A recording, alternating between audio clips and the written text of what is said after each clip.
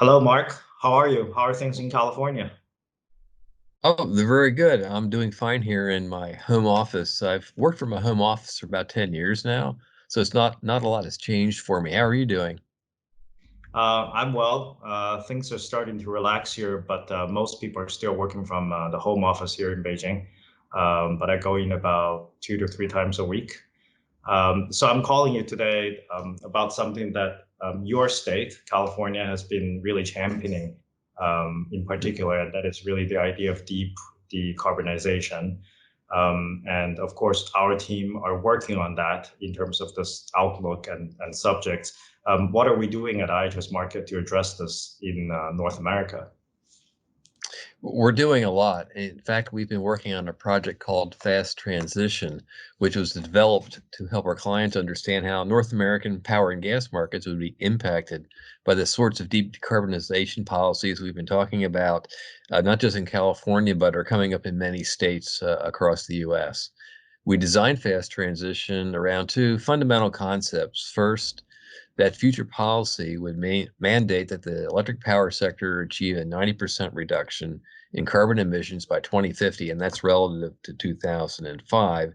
And second, that federal carbon policy would also include aggressive decarbonization targets in other energy end use sectors. So I guess essentially a lot of electrification, and then in the power sector, the number you cited was 90% reduction from 2005 basis, right? That is Um, right, and yes. and in terms of the other sectors you just mentioned, why did we put so much emphasis on looking at the other sectors? Well, we would expect most end use decarbonization to be accomplished with electrification, which would put an even greater burden on the power sector. Right. So what level of decarbonization did you achieve in fast transition at the end? At the end in 2050, we were at a 92% result for the US power sector and a 72% reduction economy wide. Wow, that's a pretty major reduction.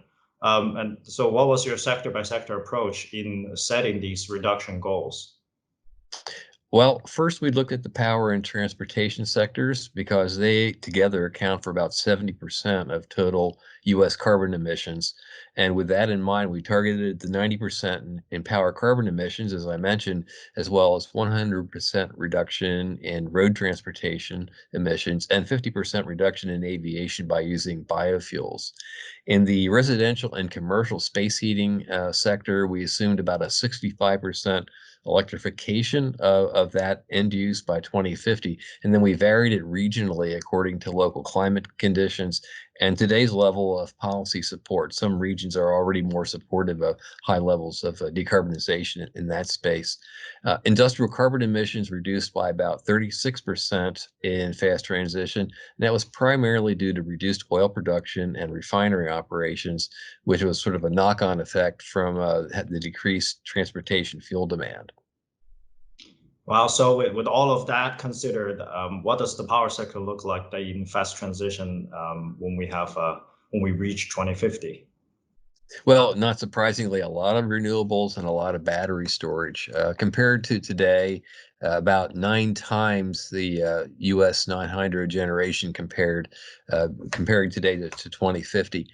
Other defining characteristics in fast transition is it's the end of uncontrolled coal-fired generation. There's still a major role for nuclear power, mostly due to a higher level of success in extending operating licenses to 80 years. And then perhaps surprising for some people, a lot of natural gas-fired generation. Okay, so that's interesting. We still have room for gas-fired generators. How much are we talking about? Well, quite a bit in terms of capacity, over 500 gigawatts, which is actually a Wow. bit more than what we have today. But it operates at a very low capacity factor compared to today.